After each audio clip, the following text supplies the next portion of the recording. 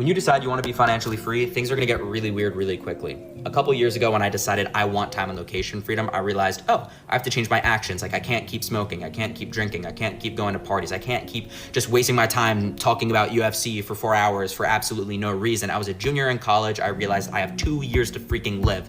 I have to figure this thing out. So I was living in a home with a bunch of friends from college, and I start, listening to podcasts, and I'm not really talking to them as much because I'm like dialed in. I'm trying to figure this stuff out. And one of my friends one time, he came to me, he's like, hey man, can we talk?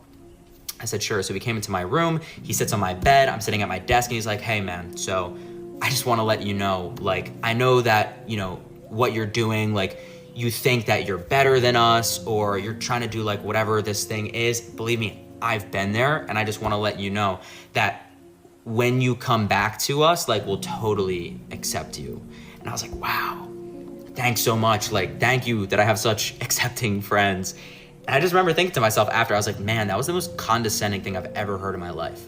And I don't know if he even meant to be, and it's totally fine. It's just how it is. And I guess that's the point of this video, is like, if you want to have time and location freedom, but you're surrounded by comfort and people who are so happy staying the same, especially if they're like, man, these are our years to have fun. Like, these are our years to have fun. Okay, understand this. While you take the necessary action to completely change the whole trajectory of the rest of your life, their life is going to get worse and worse and worse because they're going to be stuck. Break free. And also just understand that they don't want you to get out, because by you getting out, they're living in so much comparison and social hierarchy and so much insecurity that if you were to get out, that would be a worse reflection of themselves.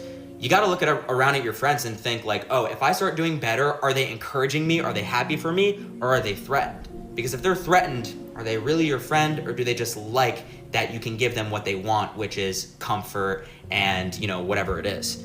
It's basically like crabs in the bucket. They don't want you to get out, because if they're saying that I'm in my circumstances because of whatever terrible, this thing and this thing, they're just deflecting all the accountability. When you take action that takes you out of that situation and now you're living, now they're like, whoa, wait.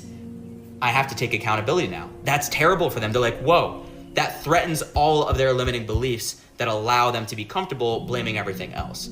So just understand that's a part of the process. It's totally normal.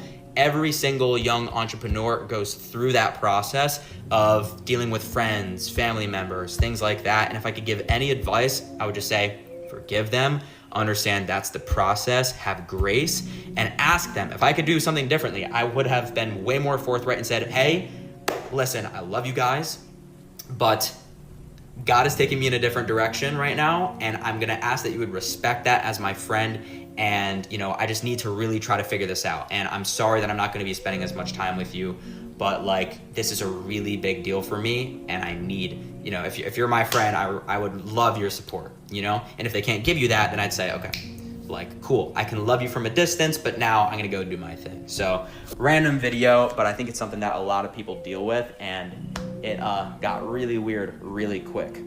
Yeah.